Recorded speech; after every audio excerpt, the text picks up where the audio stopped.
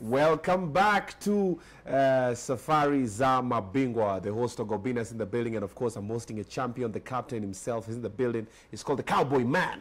Walker, Texas Ranger, walked away from a very big deal. Why? He wanted to leave the stage while it's still hot. And I was throwing a spanner in the works, and I was saying, watu wangu wa Central kujeni tuongee kidogo. Nataka ujiulize kaswari kaboja kabili katatu. 600,000 US dollars. Hati unasema na sita shida tena. Who cares about winning with... Now, let me ask you. Apart from your manager, who else got disappointed when you left this money? My coach. My coach was actually not for money. I was one of the best athletes that my coach had, and he felt that I still needed to remain in the field. Okay. As I said again, I was training in Italy. There was some young athletes who are upcoming, and he was looking that, you know, if Wilfred still remains here, he can be able to still inspire these others who are upcoming. Okay. But here, of course, even in Kenya, you know, people still felt like I still needed to. However, I was fortunate, Obinna, you know, most of the journalists that I met at that time, or those who were there at that time, everyone was like, Wilfred, you have done the right thing. You are the first Kenyan athletes to announce retirement, especially after winning a big one. Okay. Yeah, so which I still feel, Obinna, that I made the right decision. I can tell you this from my bottom of my heart. I do not regret a single day that I walk out of that contract. Okay. Yeah. Do you miss it? No, you absolutely. Miss running? Do you miss running? How would I miss running when I don't put on tracksuit or training shoes, you know? I don't miss running at all. You don't even wear them? I told you that you don't ask anyone whether they have seen me in tracksuit since 2008. You don't see Wilfred Bungei in tracksuit. Okay. Do you even teasy bus? I don't do teasy. I do golfing. Maybe a little bit of gym, because I know you would look at me right now and you're like, if you have retired for 15 years, yeah, you know, you must still be running. Yeah. Do you know, can I give you a challenge? Yeah. If we were to go out there and run with you, I'm sure that you will beat me. It tells you how unfit I am. Wewe pesa imekuharibu wewe. No. Umesema golfing tu, sasa uko huku. Running for me is not is not. Yani ulichoka nayo. Nilichoka nayo. I think maybe because that was my job. Do you know what? I guess, you know, and I pray for you, when you do this show for the next 20, 30 years, when you will be done, you will feel like just you want to encourage someone else, okay? You do not want to still do miking, guest, kutafuta guest and all those kind of things. You will feel like, hey, I'm done, guys. I can only help you for you to grow from where you are to the next level, or to be able to take the show to where you have taken yourself. So it's actually the same thing, Obinna. Challenge now. You go back, 5 million Kenya shillings.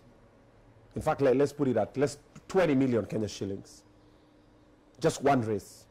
No. Ile awaze sasa. I can't. I have 50 million. You put even whatever. Look, I can't. I know my feelings. And especially, you know, let me tell you something. You must have purpose, right? Yes. Before you want anything, you must have purpose for it. So what will be the purpose for me to run? Money? No. I think there is better ways also that you can still make money. And then again, it depends how much money are you looking for in life. Because I know, you know, your generation currently, it's everything about, you know, nataka do bwana, nataka rembesha. Mukuchu. I know. You know, money is not everything. Yeah. Money is the only thing. Oh, yeah. To your generation, right? Yeah, that's true. But you know what? As someone who I've seen it all, I would say this, that the best thing for you, have purpose. Because, look, what are we doing? We are educating people, right? Yeah. You know, for you, you want to bring out the other side of athletics. You are not bringing necessarily about money and all that. So it's all, and that's why I said, even if anyone puts and say, Wilfred, start your training now, we want to make you run in the next 3 years for this amount of money, forget it, man. You don't want it? Yeah, forget it. Wow. Yeah. Okay, there you have it. The gentleman has said, I ain't doing it no more. Is that why you decided to run for political seats? Actually, not really. I think you have brought something very interesting. most people at that time when I ran for politics, they thought that Wilfred is running for politics because he wants money or he wants fame. Yeah. I believe that I had made a name that was bigger than being an MP. I actually ran for parliamentary seat in Mbwen, that is in constituency in Nandi. Okay. That is in 2017 and in 2022 as well. Okay. And I will tell you this, Obinna, I ran for office because I felt that I still had something that I can be able to do for my people. Okay. Because the only way to give back to the society is by representing them. And I saw that because this happened when I was in athletics, when people know that you have made money, you know, you would find people, they come to you, they want help here and there. And I realized the only, what I call platform that you can be able to help your people is in politics. And I will tell you this, and it's a question that you have asked me. We regard politicians so high in this country compared to professionals. And this is where I have a problem. Many times I would go to an office, I'm seeking something, and you'll be told, oh, well, Wilfred, you know, we know you and all that. We will see what to do. I'll tell you an incident that happened that actually made me to go to politics. Okay. I was going to see certain MD, I won't mention, a very senior person. Okay. And he asked me to see him. I arrived there at 6:30 as he had asked me. 6:30 in the morning, remember? Oh. Yes, of course, because I mean, some of these guys, you have to see them a little bit earlier before the office hours. Yes. 20 minutes later on after I arrived, and I was told, okay, you will see him. Some MPs walk in. I think this was 2014, 2015, somewhere there. And they just stayed in that office until 9. The guy walked out and he told me, Wilfred, I'm really sorry. Awa naume wameniweka. Now, I realized something, Obinna. MPs are the only people who will have all the doors open for them. Okay? And I said, if I need to help my people, the only way is to be an MP. So, because I know if I go to an office seeking some projects that need to be done, maybe in my home area or my constituency, is only to be an MP. It's easier if you are it wasn't for money, it wasn't for fame, because I knew that I have a bigger name than an MP. Yeah. Okay, I knew even the money that I spent. For example, I would tell you that the money I spent in that campaign became more than what I would have recouped, even in salaries, allowances, and everything in 5 years. How much was it? I spent almost 100 million shillings. Yes. I would tell you that I spent almost 100 million Kenya shillings. 100 million? Yes. For an MP seat? Yes. It is that tough, man. You know why? Okay, for me, why I spend that kind of money is because of the person that I was running with. I was running against Alex Koskei, who was the incumbent. He comes from a family of politics. His dad was an MP for Tindred for so long, and they were well pocket-wise. Yeah. So you can imagine, you know, ni kama swara, you know, kushindana na ndovu, you know, kwa nguvu. Yeah. So it was that tough, but I learned some lessons. Let me tell you something. You know, most people, they will ask me, Wilfred, do you ever regret going to politics? I said no. I may have lost a lot of money.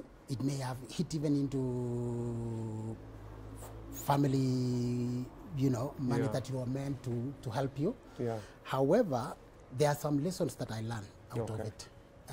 Again, being a sports person, as I told you, sometimes you train very well, you think that you are going to win, and then you don't win. So for me, I knew that I had done my homework, but the murky road of politics, Obinna, is, I mean, the road to politics is really very murky. Yeah. It's not as easy. I think you have seen so many guys, and you have hosted so many guys who have tried politics, and they will tell you that is another animal. I know. Yeah. People play dirty. Very. People play. Yeah. So when you're doing, why do you think you lost? Twice. Yeah, twice. So you lost the first time. Why? Well, number one, yes. Let me tell you why I lost politics. Because I was told in politics you have to lie. I didn't know. Let me tell you something. I had guys who are advising me, for example, and they will say, Wilfred, the moment we give you a microphone, this is what you are supposed to say. I will take a microphone and I will say what I felt was very important for the people to hear from me, because I tell them, I am going for this seat, I'm not going to promise you anything, okay? But I promise to represent you. I promise to come and listen to you, to the things that you want. You know what? People want lies. Ask anyone who has gone to politics. Hold up. Captain, you told your people on the microphone, I'm going for this event, I'm not going to promise you anything. Yes, because, you know, people promise. Can I tell you something? Why people make promises? People will say, if you elect me I'll come and build roads yenye inapitia juu, especially someone like me who was travel outside the country. There was no expressway at that time, right? Yeah. I would have told people, mukini elect, nitakuja kuwajengea barabara yenye inapita juu pale, you know, and I would have been elected. I remember, in fact, one incident that I will tell you. I went to a place and I am like, oh, if you elect me, nitakuja kuwajengea daraja.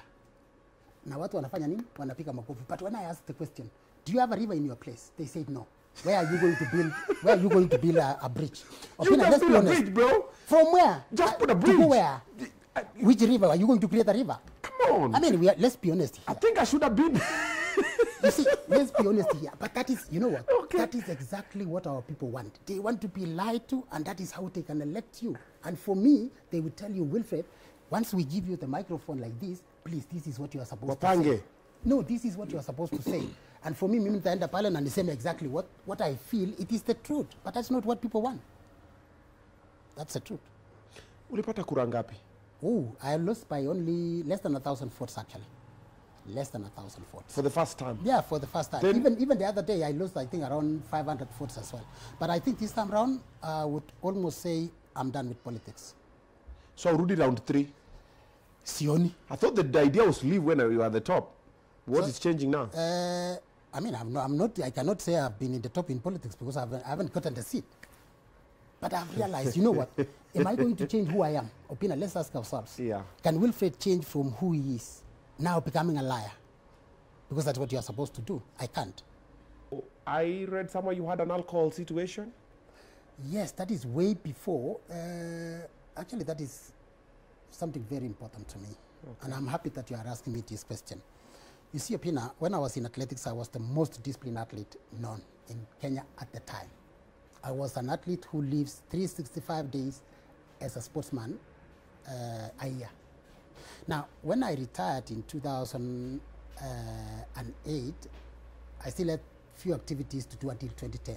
In 2010, when I retired, I had a lot of activities actually to still do motivational speaking here and there, in and out of the country, but it was not enough. So for me, I was not prepared, or I had not prepared actually to, what do we call, I would put it, preparing when you have retired. Life you have after. to prepare, yeah, life after, exactly. Yeah. The life after athletics. So I found that, you know, I had a lot of idle time, and therefore decided with a glass of wine. Before I knew it, I was in a bottle.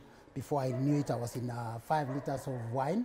Before I knew it, I was doing 1 liter of gin. 1 liter of gin within 30 minutes. Forget about drinking from morning until evening. That is how tough it was. Man, that is 2010, 2011. By 2012 September, I realized that it was too much. So I can tell you that that incident, where I got a wake-up call, number one, my kids would not enter the car once they see alcohol inside the car. You are drinking and driving? Yes, man. I was involved in 2 accidents that was not really nice. Fortunately, you know, no one was hurt. And I can tell you, one of the accidents I was involved in Westlands, somebody who was there realized that whatever was happening, it is not normal. How I got involved, and 7 cars, you know, were damaged in that. 7 cars? Yeah. In that that ordeal, scene, that scene. Yeah. Because you drive, you hit the car, you reverse, you hit the one that in behind, you try to, because you have got no idea what it is. Unatoka wapi? I was actually, I was from Westlands. I was heading to Upper Hill. Yeah. During the day? Yeah, morning, man. You were high in the morning? That is how, what I would tell you, the difference between what we call a social drinker and an alcoholic. That is when I realized that I'm an alcoholic. An alcoholic is that person who always say, gari inajua nyumbani, sindio? Yes. You find those guys who drive and they say it knows home. You find guys who will come to the bar, they ask for a beer, they don't get it, they ask for whatever it is, they mix every drink. That is an alcoholic. That is when I was able, because for me, once I started drinking, I would not stop for 7 good days, non-stop. So kids come to the car, see a bottle of alcohol, they're like, Daddy. Yeah. They are like, because, you know, I mean, one incident actually, they were in the car, and I remember my son, Wilfred Jr., just said, Dad, you have hit someone's car, you know? Na wewe hujui? Completely sick when najua. I don't know if I should call it fortunate at that time, it was not as strict as it is right now. Yeah. It is both fortunate and unfortunate, Yeah. because it is unfortunate because restrictions was not as right now. Yeah. All those incidents, somebody would have noticed there is somebody who was drunk and wants to drive. You understand? But at that time, nobody cares. You drink and you are high. You can go to the road. 2012? Again, 2012, yeah. Okay. So when that happened, when the kid says that you have hit someone's car, and then they now refuse to enter the car, I realize There's a problem. there is a problem. This is not nice. Because remember that, for me, I love kids. I love all kids, but of course, I love my kids. I wanted to be the one to drop them to school. I want them to be able to, but I will wake up in the morning, and the first kinywaji is not tea. Ni vodka kwanza ndio at least nione. Uone vizuri. Yes. This one you gonga 7 cars. Ulikuwa unatoroka ukienda? I don't know whether ilikuwa natoroka. I have no idea to date. I have no idea. Were you ever arrested? Yes. I was arrested and taken to Parklands police station. Ukifika huko, mwenyewe mimi ni nani? Yeah, exactly. But of course, there is something like, you know who I am. I am Wilfred Bungei, Of course, I was fortunate again, when you have that name, you could be like, they could be like, you know what has happened. So, first and foremost, anybody injured? No. Damages that was there? I will pay. Na nililipa. Don't say it, I will pay. Nililipa. How much did you spend? I spent about 1 million shillings. For sure, because one car was written off, which I paid 680,000. Why is this? In fact, I realized that I drove a car that belonged to my wife that it didn't have insurance, because she was not the kind of a person to drive the cars every now and then. So I came from outside the country. When I came, I took her car and just went. So when I was coming back, it is when I hit every car. When they realized there is no insurance, that is how I was able to pay. The car that was written off, I was told, Wilfred, when Naim Kepe, when gari ingine. I paid 680 because that car was valued at 680. Nikaenda na ile mkebe yenye nimekunja mpaka imekuwa kidogo hivi. That shell. Enda pimisha kwa scrap huko chuma. It was tough, but you know what is interesting? No one was hurt. No one went to hospital. I thank God for that, okay? You had God's favor. Imagine if someone died in that whole ordeal. I don't know where I would be right now. We would not even be seated right here. Absolutely, we would not be seated here. There's someone who's watching this and probably they drink and drive, or they still have an alcohol problem. Teach them your ways. How did you get out of it, and how can they also get to be this sober? So, what I would advise always is, once you have realized you are an alcoholic, and then let's stop putting people in what we call lockdown. Let these people learn who they are. Because it took me 6 good weeks in treatment. I've seen rehabilitations, they put people 3 months. I've seen they put people 1 year. For me, I was there for six weeks, but I can celebrate and say September 20th this year, I will be celebrating 12 good years without alcohol. Mame. Thank you. That's what's up. That's what's up. Yeah. 12 good years without alcohol. He's learned his lesson. Now family is in order. Sasa watu wanakubali unawabeba. Anytime, man. Anytime. Dad, who's driving dad? Okay, let's get it. Yeah. Who's driving dad? Yeah. Nope, no thank you. Yeah. Oh, nice. Yeah. Wow. Now, I want us to now come back to athletics kidogo so that we can now wrap it up from this point. A couple of things are happening in the athletics world that most of the normal mwananchi don't know, and some of the leaders, actually most of the leaders also don't know. What do you think can be done differently to make athletes more, apart from being responsible for themselves, even more appreciated from the citizens and from the powers that be? First and foremost, let's focus on the build-up. Okay. And I will tell you this, we have our priorities upside down. Yeah. And I'm one person who is plain in my language. We always like to reward athletes once they have win. And we do not look at these athletes when they are starting. Putting in the work. When they are putting in the work, Look, most of the teams, especially when we are selecting a team Kenya, we only put them in the camp for 1 month. That is when the government comes in, they invest a lot of money. When the corporate comes in, they put a lot of money. When you win, also, they will put prizes for you.